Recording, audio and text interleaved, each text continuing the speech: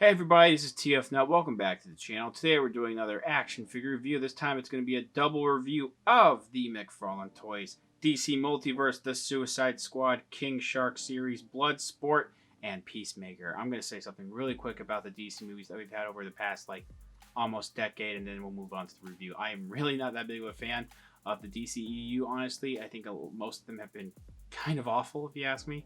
That's just my opinion. Everyone is entitled to their own. But I do like some of them, like the first Wonder Woman, Shazam, maybe Snyder Cut, even though it's super long. And this one, I really like this movie, and it just that just came out recently, and I really do not like the first one, so I'm glad that this kind of made up for that. And I like this movie so much. Not only did I see it twice in the same weekend, I was initially not going to pick up this series of figures, and this movie convinced me to do so. So I'm going to get the other two soon. But I found Bloodsport and Peacemaker at a local GameStop, and I just had to pick them up. So I'm doing a double review because of this. Let's go ahead and take a look at the packaging. Front half here, you get the figures in the box, as well as you can see the King Shark pieces there and some of the accessories. Bottom half there, you do get the DC Multiverse logo. It does say the characters' names and whatever number figure out of 4 for the King Shark series we get here. And then on this side, it's pretty much going to be the same with the rest of the series. It's going to say the Suicide Squad towards the top, and it'll say the characters' names as well as the Suicide Squad and McFarlane Toys there towards the bottom. Very similar on this side too. It's just going to have DC Multiverse, the characters' names on the side, and then again towards the bottom, McFarlane Toys. On the top, it's completely the same. Not even just, with different characters' names, just completely the same. 22 moving parts as well as the Suicide Squad and McFarlane Toys. We get to the back here, and similarities and differences, of course, you'll be able to see right away. You have individual images of both characters that I believe are going to be on the card that's included inside the packaging. It does have the characters' names and where they're from on the top left. And then we do have how to build the King Shark figure, which is actually pretty cool that they did that. And then you can see the King Shark figure there, the rest of the series, which is Polka Dot Man and Harley Quinn. And then we get towards the bottom here, and we do have barcodes in case you need them. The top one, if you can't read that is Bloodsport. The bottom one is Peacemaker. Let's go ahead and get these figures out of the packaging. Okay, we got both figures out of the packaging. Overall, I like them. They're really good. Are they perfect? Definitely not. There's some things that could be different about them. Some things that actually I don't think are McFarlane's fault, which I will talk about shortly. I'm going to start with Bloodsport and then Peacemaker. But before we talk about the actual figures, let's talk about the Build-A-Figure pieces. Now, I kind of did an oopsie. I started building King Shark. The arms can pop out relatively easy. Is there already some chipping? I have no idea.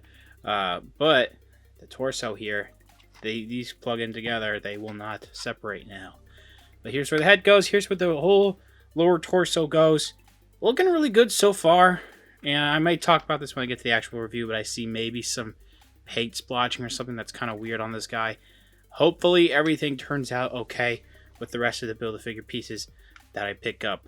So you're going to notice a severe lack of guns in this review that you should see, and that's because I believe either Warner Brothers or DC are now like, no DC action figures are allowed to have guns anymore, which is bizarre if you're going to keep making media that has characters using guns and whatnot, but I mean, sadly, that is out of Todd's control. What we do have with Bloodsport are 2 of the exact same sculpt of swords, which, he actually did use in the movie. I think he only used 1. I could be wrong, but at least it's accessories that they used. I would have liked some guns, but oh well. So we'll take a look at 1. You can see we do actually have some silver painted on the blade, unlike some of the recent McFarlane Toys figures I reviewed. So there's that nice silver metallic going on there with a nice line in the sword right there, as well as kind of like this goldish, it's a very light gold handle, which has some ridges. The overall, I'm not going to blame them for design. The overall design is kind of boring, but that's mostly on, DC and Warner Brothers' part. I just wish that we got some guns, because the guns that Bloodsport uses are more futuristic looking. Now, I have some other McFarlane Toys and NECA weapons. If you have NECA weapons, you don't mind them looking realistic. With Bloodsport, that's fine. This is from McFarlane Toys Takamura from Cyberpunk 2077. This pistol comes from V from Cyberpunk 2077. These are 2 I recommend if you want some more futuristic looking weapons. But also the problem is that Bloodsport's weapons are the same color as his outfit, which are blue and maybe some gold as well as orange. So I don't own many guns, really any guns like that, sadly. So poor Bloodsport's going to be a little bit bare and have to deal with some boring weapons, sadly. Not really here, but like other stuff in my collection that will work with Bloodsport. So here is Bloodsport, played by the wonderful Idris Elba. I thought he was fantastic in the film. I just wish that the alternate head wasn't locked off behind a Walmart exclusive. If we're not going to get guns, at least give us some alternate parts. Todd loves to do the variants with different parts to make you buy more of the same figure, basically, just for a little bit different, which I don't really know if I agree or disagree. I can understand what they're trying to do, but oh well. So this head sculpt's awesome. I do like this helmet. It's very reminiscent of a Xenomorph, which I believe was the point. Very cool. I think actually the teeth and jaws were supposed to be a little bit smaller. There is a bit of a big scratch up there, sadly, on the head where there's some, that's weird. It's like light blue as well as some orange there. Then we do have a lot of nice details going on throughout the rest of the figure, which here's some other stuff like the, you can see the blue actually. There's actually some texture going on in the neck right there. We do have some more orange and stuff, some of these buckles and whatnot, and then some of the armor plating going on in the front of his chest. On the back, not much paint. It's just mostly his darker blue, like a royal blue almost. And then we get to the shoulder pads. To me, they look a little bit like there's some metallic finish to the orange. Could be wrong, but there's definitely a little bit of silver dry brushing, I think, on the little parachute pieces. Not really, there's like the straps. I don't know why I said parachute. The straps remind me of a parachute or whatnot. Just harness, you know? Like a harness. Then we have some of the words I say just don't make sense sometimes. Hopefully it kind of does. We have the gauntlets, which are a little bit of a lighter orange, I think. We have the gloves too. And then there you can see his exposed fingers right there, which some of the paint, some of the skin tone wants to bleed onto the blue, which isn't the greatest. It's not super duper noticeable, so I can forgive it. We do have some texturing, as you see on the inner arms right there. Very good looking. Some of the sculpt does look a little, not great. And the reason why, which let's take a look at the rest here. This is mostly talking about the upper torso right now. This is all one soft plastic piece. And I feel like some of the soft plastic makes the sculpt not the greatest. It's not god-awful, but I think it does look a little bit... It could be better. But good enough for what you're getting for a $20 figure, I think, right now, at least. Unless there's something I'm just missing. I don't think it looks terrible. But nice texturing right here around for the legs. And you see even some more texturing in the, the blue right there. Some lighter blue mixed into the dark blue. I do believe it has some, some metallic finish to it. A light metallic finish going on the belt as well. Not to mention that. You can also see a little bit of some silver dry brushing on this little extension piece right there. One of his little weapons. Got like nanotech. That stuff was awesome in the movie. Then we do have some more orange there. Texturing on the knees. A little bit of some details for the straps around the ankles right there, with even some more armor on the side. Then we get down to the black boots, which do look good. And I think that it looks very much like a kind of like, I don't know, mesh mixed with leather boots. It looks great. I think the boots do look awesome, at least from the shins. The back of the shins at the front. Top of the shoes could be a tiny bit better. It's just like, it just looks like some lines sculpted in there. Not much with like laces or buckles or whatnot. But you get down to the bottom of the feet, it could be better, but there's a little bit of treading. One thing I want to mention, which is something, I'll go ahead and bring out Peacemaker for a second. I have a lot of problems with other McFarlane Toys figures. You can see how much of that just looks straight up like a ball for the hinge there on the ankles and the wrists. And here's what it looks like on the ankles. I don't think it looks very good at all on Peacemaker. And it's even worse on some other figures. This time around with this guy, they're a little bit smaller, and some of the sculpting, like for the gauntlets here, are hiding the ball joint so it doesn't look too distracting, but you can almost get, like, it might hinder articulation a tiny bit, but you can still, to me, I've been able to get a good range of motion of what I want to do with this figure here. Same thing goes for the ankles. Look at this. The ankles, again, could be a little bit hindered by the articulation, but the sculpt is covering the ball joints, good enough rotation. I do believe there's, I think there's actually a harder plastic. The down is not great, which, we'll talk about that in a second. Of course, a little bit of soft goods going on there. The up, of course, could be better, but you're going to get them into about as much articulation as you want with the hidden joints either way. So, speaking of articulation, let's go ahead and talk about it. And hopefully I don't show too much of the top of my room right there in my review station. So, swivel. Got a ball joint here. It goes up. It can go down a little bit. We actually do have a separate neck joint going into the body. It's not the strongest, but there was definitely, I was able to swivel it a tiny bit. Am I crazy? Can you actually move it? I could have sworn I did move it. And if I'm wrong, I have a good feeling I might be wrong. Oh boy. It may be that it looks like it's neck articulation, but I think I might be getting tricked by the soft goods here moving it around, making me think that there is neck articulation going into the body. Either way, I think the head articulation is good enough as is. So sorry I had to derail there. I had to figure it out for myself. We do have, though, actually a pretty good butterfly joint, and we do go all the way around here at the arm, in and out, upper arm swivel. The cut can look a little ugly based on the sculpt, but not too bad. Double jointed elbows. We already saw the wrist articulation where it swivels, goes up and down. You can also make it go in and out. Now, usually the joint for a lot of the ball joints in the chest here they feel a little too stiff, like they're going to break, and they don't want to move around too smoothly. But this time around, they seem to have, worked it a little bit better to where it's just an actual ball joint. So it feels good moving it around, and it will stay and pretty much move in any position you really want to. It will swivel. That's how far back it goes, and you can see a little bit of some details going on there, which may not be super consistent. And forward is not the greatest either. That's what the back looks like too. Now, this is my biggest complaint. At least, I just think that the lower torso soft plastic covering the T-joint legs looks like a man diaper. That's just me. It's a little too baggy and just doesn't really have a uniform fit. But we do have legs that go in and out, and not a perfect swivel, but there is something in there. It just swivels like this, though. The sculpt gets in the way. Double joint knees. And I don't think we have a boot rotation, but we do have a swivel at the ankle.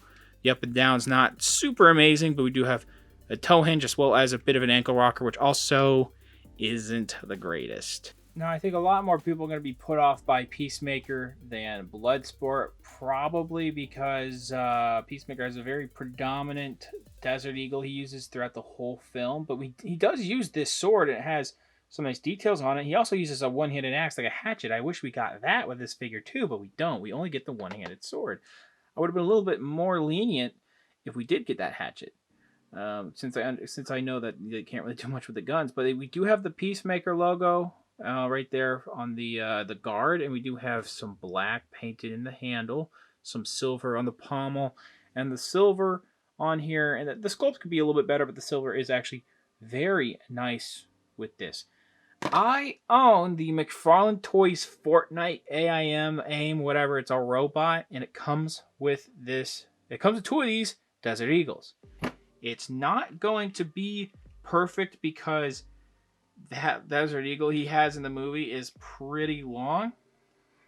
I think it's good enough for what I would like to do, though. It may look a tiny bit cartoony, but until I find something else, I would probably stick with this. If you own this or you're thinking about owning it, it's about $20 on Amazon. So you know what's funny? I just realized this is my only John Cena figure I own. I don't collect WWE, and there are plenty of WWE John Cena's to go around, but I don't own any. I don't even know if there are any different ones from other movies that have been made. But hey, first time for everything. We do also have a alternate head maskless variant, which I wish, again, if you're gonna not give us all the accessories in the world, please give us, alternate parts.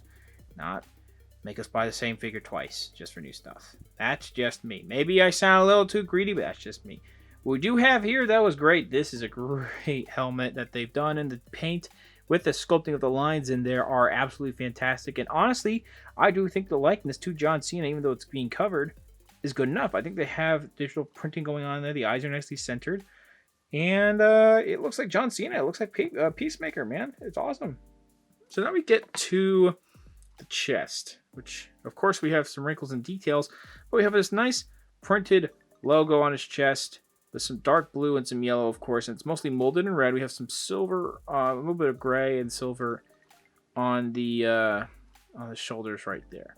Nice short sleeve shirt, basically.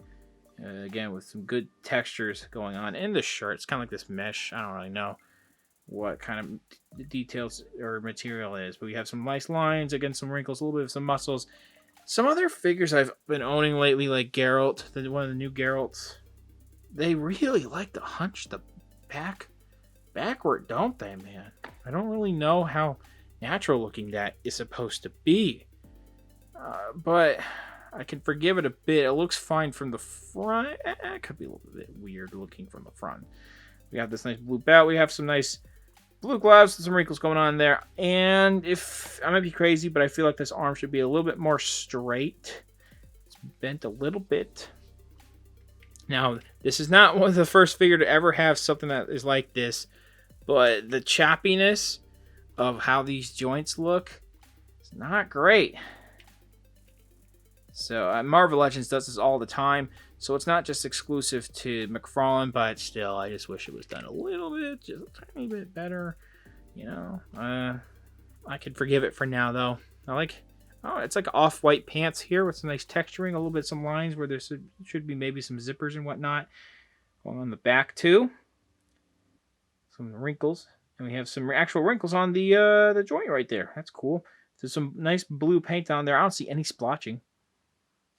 I don't think there's any splotching. Get down to the legs again, but more wrinkles going on towards the knees, consistent with the sculpt. And then we do have these boots sculpted here. There's no details here. I just wish maybe this would cover that. I just don't really like how that ball joint looks. It may sound weird for saying that, but oh well. Then the top of the boots do actually have some details. So, it's not a bad looking piece, definitely. There's a couple things that could be better, like how the elbows look when they're bent, as well as the actual straightness, as well as the back. Maybe a couple other things. But overall, it looks a lot like how it did in the movie. And let's go ahead and talk about the articulation, which I just realized I feel like I didn't talk that much about Peacemaker compared to Bloodsport, but there is a bit more going on in the design of Bloodsport. What I will say real quick, maybe to add just a tiny bit more time, some people have a problem with scaling throughout the whole McFarlane Toys line, and I completely understand and agree. Here's what I learned, though, with these two figures exactly. Idris Elba's 6'2", and John Cena is actually 6'1". I think this guy might be a little bit taller, but they're about the same height. So, I mean, I'm glad that they are the same height. But there could be some smaller or shorter characters that are going to be the same height as them, or taller characters that will be the same height as them.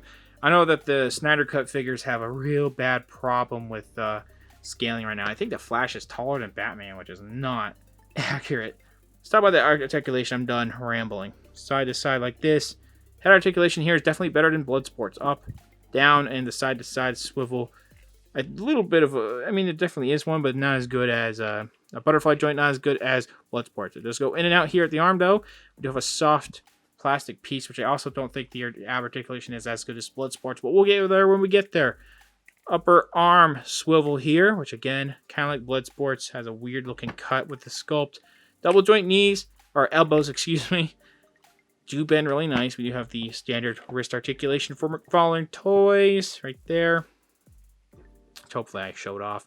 It's hinging forward and back. You could swivel it to be side to side. Waist swivel. Back like that, which you can see some details underneath. Forward, there's even some more details again. And swivel side to side. Yeah, I think maybe this cut is getting into the pants a little too much, but I feel like it's just a little bit less range of motion compared to Bloodsport. Not bad though. I like how they did the soft plastic piece around the legs this time here. They don't look too bad. Definitely looks like a normal, natural sculpt. Legs can go outward like that. The upper thigh swivel is not great. The out, not really existent, but the inward swivel is actually better, so that's a little weird. Maybe you can chop off some of his butt right there to help with that. We do have double jointed knees, which are giving me trouble trying to bend all the way through, but definitely double joint knees. Swivel at the feet, hinge up and down. And we do have an ankle rocker as well. I thought I broke that for a second. And then a toe hinge. Pretty much the exact same articulation that we're getting with Bloodsport. For quick size comparisons on the right, we have the McFarlane Toys DC Multiverse Red Hood. Probably still one of my favorites from the DC Multiverse line. And, we have movie counterparts with a comic book figure here, but I think the size comparison would be accurate. I feel like Jason Todd would be a little bit shorter compared to two guys like this. On the left, I have a DC Collectibles Batman Arkham Knight version of a modded Batman with some, different parts like the hands and whatnot. And that is actually going to be a little bit shorter than these guys here. On the left, I have McCready from NECA, which is from The Thing, and that's going to be a tiny bit shorter too. Probably could work when it comes to scaling. NECA and McFarlane Toy stuff, they're all about pretty much the 7-inch range for both figures. McFarlane running a tiny bit taller, I think. And then forget about trying to match McFarlane DC figures with Marvel Legends. So overall, I do like these figures. I don't know if it's the movie making me like that. I don't think it is, actually. I do think that these figures they stand well on their own without you having to see the movie or having to rely on liking these because of the movie. They just have problems that are common with a lot of McFarlane Toys figures, as well as unique to each figure. One thing is the articulation isn't the greatest, but it's good enough. I think it's a little bit better on Bloodsport. Could be wrong, but I just wish that both of them had guns. I don't know why DC and or Warner Brothers is being weird about it. I just don't really understand. But we have what we have here, and what they tried to do to make up for it, I think, is a commendable effort. Bloodsport has really good details. I like the helmet. The soft rubber, not really rubber, but soft plastic pieces in the torso as well as in the waist could be a little bit better, but the rest of the details are really good. And I do like that the articulation, some of the joints like the wrist and the ankles are hidden a little bit. It could restrict the articulation a bit, but I still think they did it pretty well with Bloodsport. Now, Peacemaker, if I'm trying to pick which of these two were best represented here compared to how they look in the movie, I think it would be, honestly, Peacemaker. I think there's a little bit of some inaccuracies with Bloodsport, but I think Peacemaker looks just like how he came out in the movie. Yeah, it's a very nice figure, minus, say, the weird hunched back that goes backward. The arms not looking like they're going down super duper straight. Could be wrong. Maybe that's how his arms look in real life. Who knows?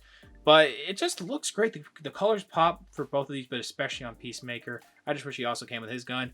But the articulation is solid. Details are really nice. And overall, both figures are super good. I got these at a local GameStop for 25 bucks. You're paying $5 extra for the big Build-A-Figure pieces. And I'm probably going to get the rest of this series when it comes out, hopefully, within the next week. So be on the lookout for those videos. Thank you guys very much for watching. Please subscribe to the channel. Comment down below what you think about the video, what you think about the review and the figures and whatnot. Leave a like, share amongst your friends. Follow me on Instagram for more content over there, and I'll see you guys later.